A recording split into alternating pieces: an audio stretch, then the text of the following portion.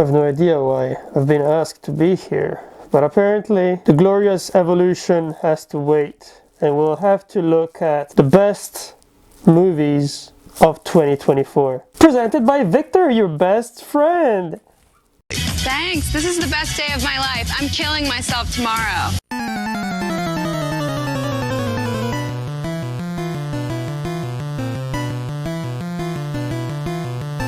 No! God, please, no! No! Well, that was really cringy. This is what I've been working on for the past few weeks. I hope you like it. I spent so many weeks working on this mask and so many other weeks working on the staff that, to be honest, I don't know if it's worth it, because I didn't spend enough time on the rest of my body. So that's why it kind of looks cheap. At the end of the day, I hope you enjoy the effort, because today we're talking about all of the incredible stuff that came out this year. And of course, Arcane is one of them. And I wanted to give it a special mention, because I always talk about movies and not that much about TV shows in these kind of videos. But before we go into my top 20 movies of the year, I thought it would be interesting to have a look at the movies that I didn't have time to watch, and that's why they will not be included in my list. I don't know why, but I always do this because I don't want people to start typing in the comments being like, what about this movie and what about this movie? Well, it hasn't come out yet in France, so I haven't seen it. That's why it's not included. But anyways, the list is Conclave, Queer, Baby Girl, Lord of the Rings War of Rohirrim, Nosferatu, Maria, Y2K, The End, Blitz, Small Things Like These, and Erratic. And let's jump straight into my 20th best movie of the year, which is gonna be the Indian movie Kill.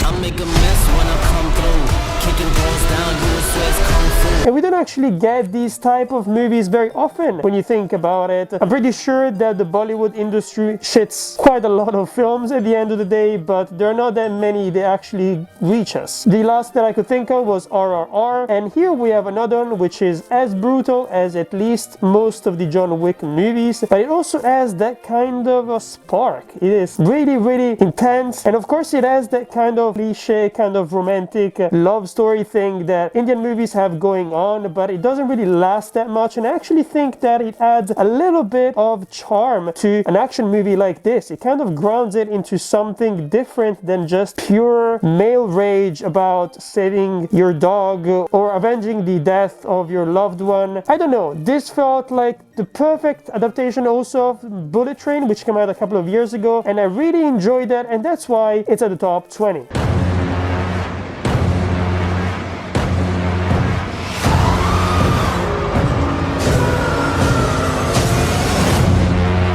And number 19, we have Terrifier 3, which is without a doubt one of the most brutal films that I've ever seen, directed once again by Damien Leone. To be honest, the Terrifier movies have always kept me a bit puzzled, because they've always showcased a lot of love for special effects and specifically the practical effects, but they've never been perfect. And this movie here actually nailed the writing, which is something that I completely despised and I rolled into infinity in the last few films. I actually like the characters this time around, even though it was almost the same ones as the predecessor, but I don't know what changed, but this time around it actually felt genuine. It felt not like filling in time in between one Art the Clown gore fest scene and another. It actually felt like it had purpose, and I loved how relentless this one is. It really feels like there is no hope for a main character, and I'm really glad that we're getting a fourth film as well. Very often the bottom part of these lists, they are made of films which are not that necessarily revolutionary, but definitely excellently made and worth a rewatch as well, so don't be alarmed if you recognize quite a lot of well-known films right here. And talking about well-known films, well, in number 18 we've got Kingdom of the Planet of the Apes. Together, strong.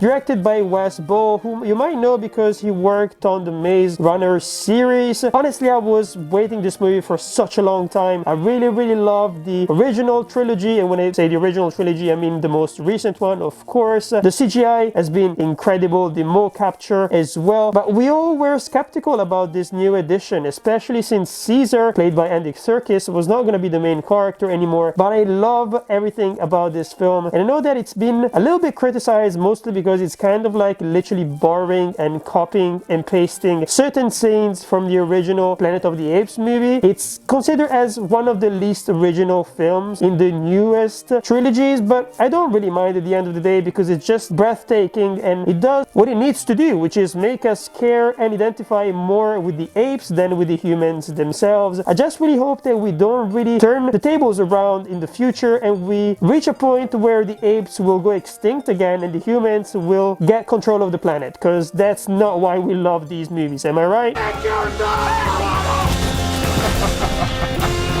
Let's just all start being honest with ourselves, our friends.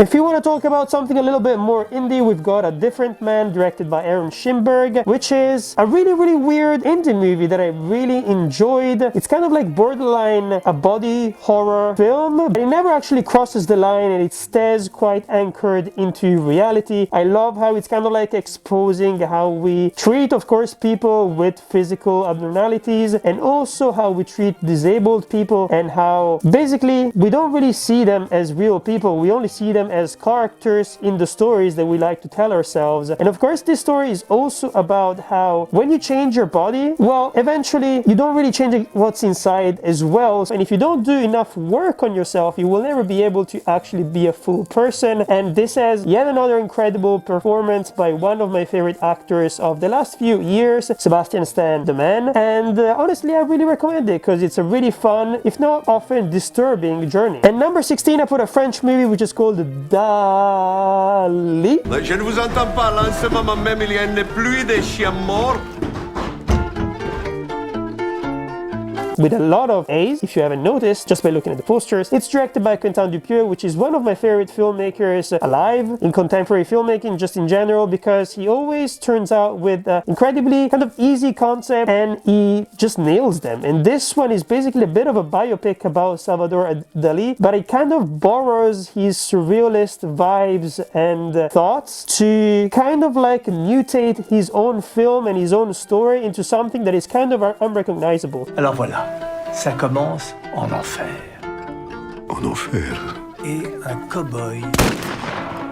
And if there's something that I can definitely criticize about the most recent Dali movie that came out, I think last year if I'm not mistaken, if not even this year, well, it was kind of too normal. And this one here is not normal at all. It's incredibly funny. Of course, it's a low budget movie, but like if you like Salvador Dali and if you wanna see a really weird movie, this is definitely gonna be your type of comedy, without a doubt.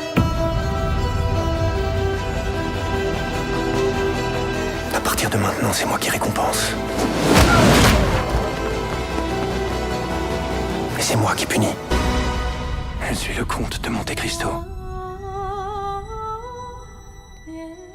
And number 15, I put a film that gave me one of those special moments at the cinemas. It's Le Comte de Monte Cristo. I honestly really loved it because it brought me back to Pirates of the Caribbean, and those kind of movies kind of reminded me also of like the Moss of Zorro and those kind of films that were really popular in the 90s/early 2000s. It had that kind of special early 2000 charm that epic movies used to have, and if you haven't seen it, it has everything that you would look in a movie like this. Great performances, incredible production design, costume design as well, and an interesting cinematography. I actually haven't read the book, so I'm not one of those people that can appropriately basically criticize the film and the way it's been adapted, but people really digged it, and I actually would be interested to know if in the States you got to see it at the cinema and what you thought of it, what your experience was, especially in a big room with a big crowd as well, because for me it was quite exciting, to be honest. This is the reason why I go to the cinema, to see big films like this as well, and not just to be, well, intellectually stimulated. And number 14, we've got The First Omen.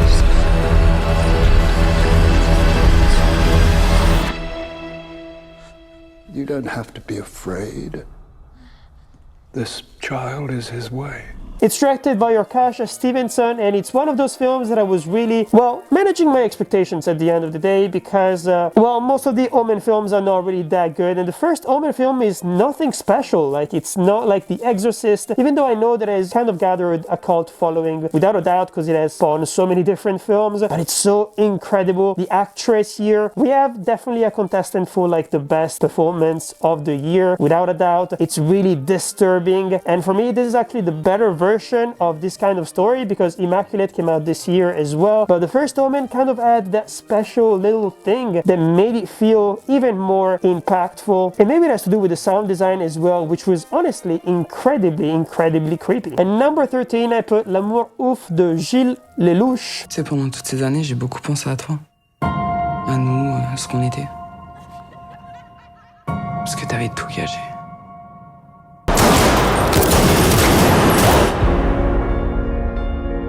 And here it's yet another incredible experience to have at the cinema. I hope that you got to see it in the United States / England or wherever you are watching this right now. It doesn't really matter because this is one of those films that will definitely bring you back to the 80s, the 90s, the early 2000s, and movies made by Martin Scorsese as well. And this is something that we don't really see that often within the French industry, and that's probably why it worked so much for me. A lot of people would probably call it derivative and kind of like bogged down too much by its nostalgia and its hints at previous films, but it's so beautiful. It has some really incredible musical moments, and the performances are honestly quite cool. It's kind of like the perfect package. It's not really like one of those social movies that we get in France every single year where we kind of feel sorry for everyone, and we're talking about the police, we're talking about like gangsters and how they're fighting against each other. This is really anchored on the main characters and mainly on their love. This is a really tortured kind of like love story, and honestly it's incredible, and I really hope that you get to experience it as well, whether at home or at the cinema. You know anything about the disappearance of a student? I'm not making any more comments. You can talk to my lawyer.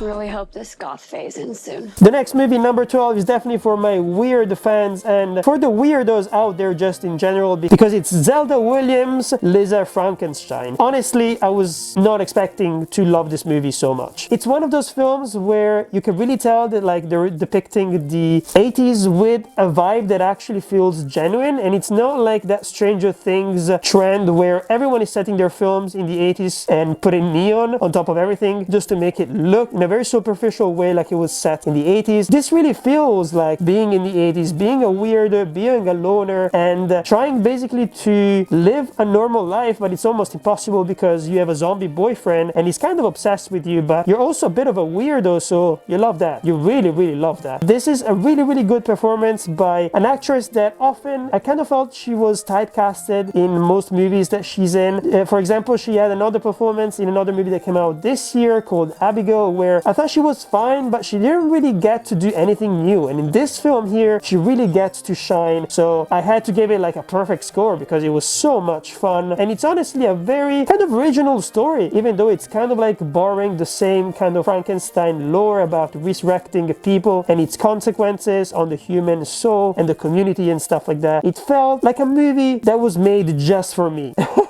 Sometimes to survive, we must become more. And number 11, I put Chris Sanders' The Wild Robot, and it was an incredible experience to have at the cinema as well. And honestly, this was a really good year for non-Disney animated films. There is another movie like this that is actually a little bit better, and I will talk about it quite soon as well. But when it comes to The Wild Robot, it felt like it was gonna be yet another predictable kind of like a good dinosaur movie, but at the end of the day it turned out to be so special, and the animation is so incredible. Like, there are so many details, and you could really tell that this movie has style. It kind of reminded me Kubo and the Two Strings as well. You could really tell that DreamWorks kind of experimented with this one here, and it's something that we don't really see that often with Disney Pixar movies anymore, and it made me kind of sad. And it had kind of success at the box office, so I'm really happy that a lot of people got to see this movie, so it's probably not a controversial take to put it this high on a list. And now we're gonna enter the top 10, so the best movies of the year. After this, this basically is gonna be purely masterpieces. Like, I will not get any shit about loving any of these films. It's kind of objective at this point. And What? It is us against them. Us against them. Wow. Yeah. Trippy.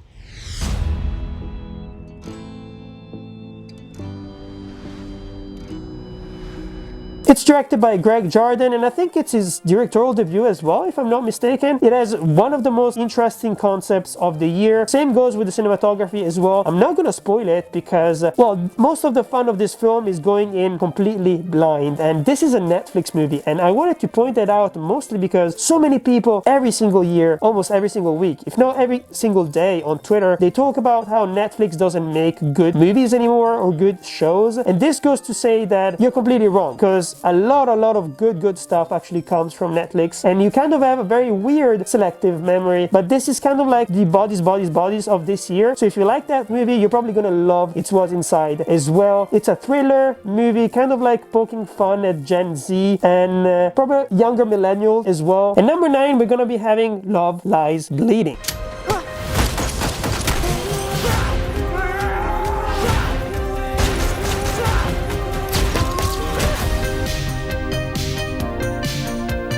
I'm a huge fan of Rose Glass. Sun Mode was also in a video like this a couple of years ago because I really enjoyed it, and this is a movie that is probably not for everyone, and honestly I don't even think it got a perfect score for me because I had to digest it. Like, this movie is talking about so many different things and it's so weird looking as well, but I'm so glad that we get so many different weird horror / psychological thriller movies about queer couples and queer people just in general, where they're not portrayed as the villains, because it really feels like something new that we have never seen. We've got an interesting performance by Kristen Stewart, of course, but what I loved about this film is mostly how it's talking about the bodybuilding community from a woman's perspective, which is something that we don't really get to see that much in TV shows or films in the last few years, if not even ever, when you think about it. And at number 8, it's gonna be one of the best experiences of the year, and probably everyone on this channel will be able to agree with me where I say it's one of those films that it's been so incredibly, well, not regarded well when you think about it, because I'm talking about Furiosa, of course. The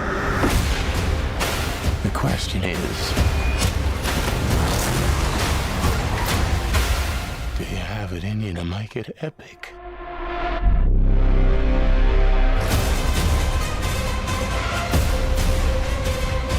And at the box office, it was a huge bomb, and I really don't get it. At the same time though, since I kind of look into box office returns quite often, especially if you like Dan Merle's videos, he kind of pointed out how the fact that Mad Max has never been a very lucrative franchise. So Mad Max Fury Road was kind of like a fluke in that whole franchise. So I'm not really that surprised that Furiosa didn't work that well with audiences, because it's a really weird universe. This is kind of like Dune. This is a space opera, but it's set on Earth, and it's the dirty hobo Mad Max vibes. It's kind of like a perfect version of this story. I feel like it's a better movie than Mad Max Fury Road, but just because it's trying to do so many things at the same time, and it develops so many different characters, works on so many different themes, and so many different chapters on this story, well, it doesn't have the simplistic kind of like tone and structure that Mad Max Fury Road is, and that's why it probably didn't click with major audiences as well. I feel like Fury Road was one of those once-in-a-lifetime movies where everyone kind of like loved it because they could see something that they liked about it, because it was such a very clear, straightforward story. It needs to be celebrated because it's a really weird movie, and we don't really get these ones anymore as big blockbusters when you think about it.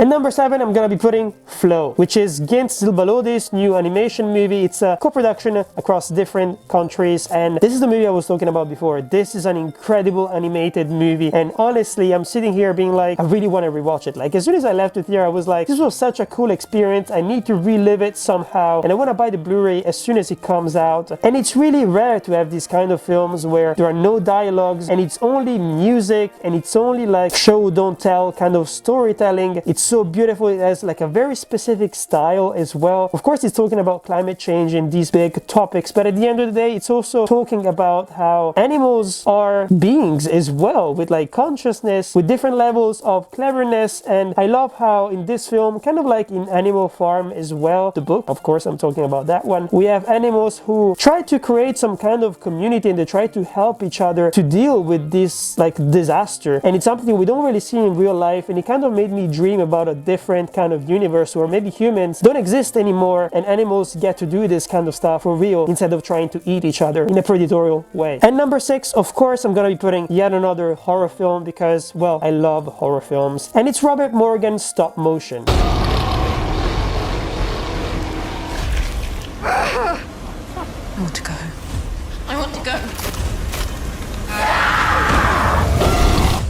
What happens when it takes on a life of its own? This is one of the weird ones. This kind of blends together everything I love about cinema. We've got stop motion and horror. So you put them together and of course you're gonna have me. Like, it's almost impossible not to make me enjoy a movie like this. And it's basically about a movie director who gets so obsessed with her stop motion animated film that kind of reality and her vision, her imagination start blending together to the point that it's not really clear what's real and what's not. And her stop animated movie is very, very weird. Like, the creatures are disgusting and I really love it. I even love it more because it's a woman filmmaker as well, and we tend to like associate like women filmmakers with kind of like soft kind of genres like romantic comedies and dramas and stuff like that. But in the last few years, it may be even decades, because like they've had such poor marketing when you think about it, women filmmakers have been making very violent and in-your-face movies, and this is the year of women filmmakers without a doubt, and you'll see why I'm telling you that quite soon. I know you're not afraid of a little bit of dark.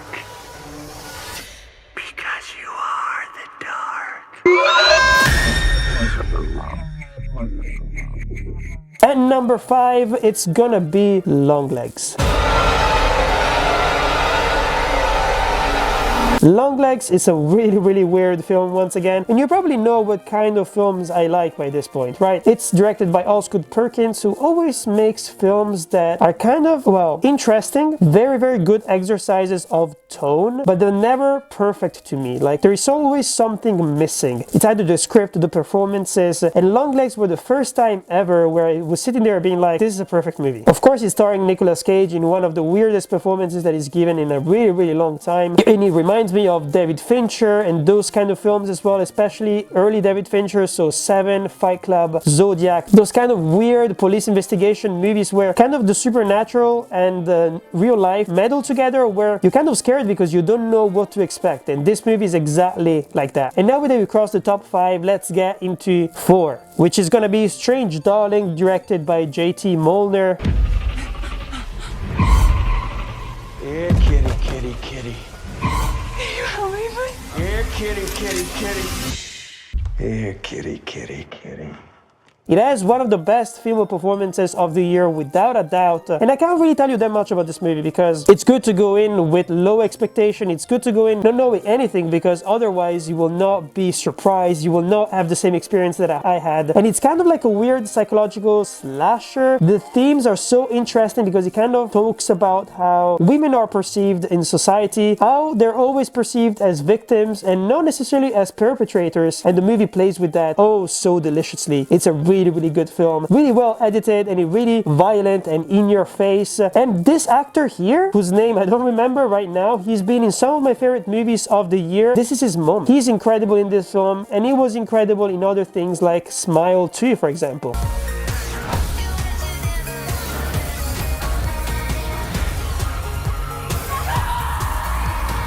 And now, let's talk about my top 3, and let's start with Challengers by Luca Guadagnino. This is a movie that I saw at the cinema and I was sitting there being like, this is like a Twitter moment. This is one of those films that is gonna generate so much attention, and it was amazing to be part of that movement when I think about it. The editing of this film is impeccable, the soundtrack, the cinematography, the performances as well, of course. But this is a movie where sitting there being like, we don't make movies like this anymore. We don't really make erotic dramas like this anymore, especially erotic dramas where you don't really feel like you're just talking about the male gaze. This reignited the love that I have for tennis. Like, I never knew how much I loved tennis before seeing this movie. This movie and Luca Guadagnino himself, they get the sport of tennis. They know what it entails and they know how to represent it in the most beautiful way possible without necessarily talking about score. So I love how this movie is both a love letter to the sport of tennis without really going into that Wikipedia like kind of resume thing that you get from most sports movies, but it's also a really weird psychological kind of like a drama about people trying to connect with each other, loving each other. Of course, it's very queer oriented as well, which is something that I love from my films, especially in the last few years. And number 2, I'm gonna be putting Dune Part 2, directed by the incredible Denis Villeneuve. May thy knife chip and shatter.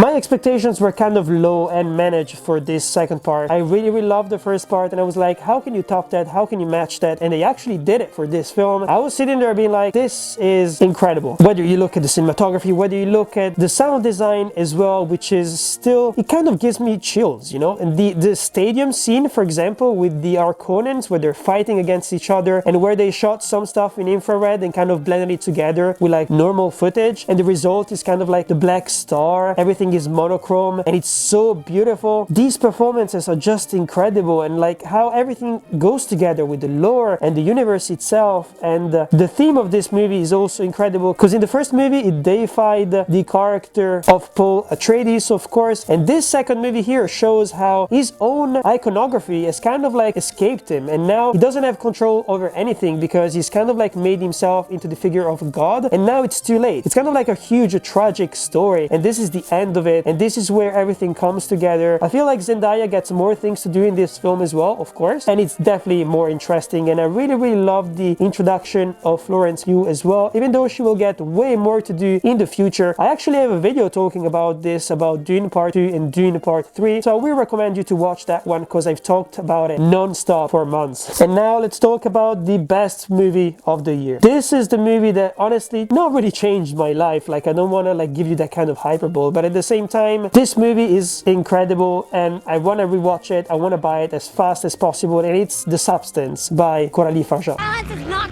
working. Would you like to stop? Would you like to stop? Would you like to stop? Would you like to stop? I'm fine. This is a movie that is talking about most of the things that I love. It's a body horror movie, which is one of my favorite horror subgenres, and it's, well, what can I say? It's one of those films that perfectly kind of like made me realize once again what I love also about cinematography and photography, and what I love about the human body as well, and how you can use it to tell different stories and express different feelings. And if you just look at things that I worked on, you can probably tell that most of the films that end up resonating with me, they always talk about the human body and identifications and how we perceive ourselves and how we basically wear a mask depending on which kind of situation we're in, and how we're kind of never ourselves and we're always kind of like performing for others. And this film is really about that. It's an incredible movie, not only an incredible female-led movie made by a filmmaker. Like, you cannot really objectively say that this is not a movie that is trying so many different things and being so successful at it. But anyways, that is it. Those are my best movies of the year. I actually have another video about The Substance once again where I go deep into exactly why I love everything about it. So I'm gonna recommend you that one here on the right. As usual, I'm gonna be putting my list of the top 20 movies of this year, so you can maybe screenshot it so you can have things to watch in the Christmas holidays. I hope you enjoyed this video, and if you did, well, I've got news for you, because here down at the bottom, as usual, I'm gonna be putting other videos where I've talked about the same topics approximately as today. I have other best movies video that I make every single year, and you should definitely check them out if you've missed some movies, some good movies from the last few years. And here at the top is gonna be my next video, which actually I don't know what it's gonna be because it's gonna be in 2025. What a weird year it's been. It's already the end of 2024, but I hope that we get to experience even more incredible things thanks to cinema and thanks to, well, the TV format as well. And I know that there are a lot of films that I haven't watched, and as usual, I'm gonna catch them up for my Oscars video, which will come out the week of the Oscars as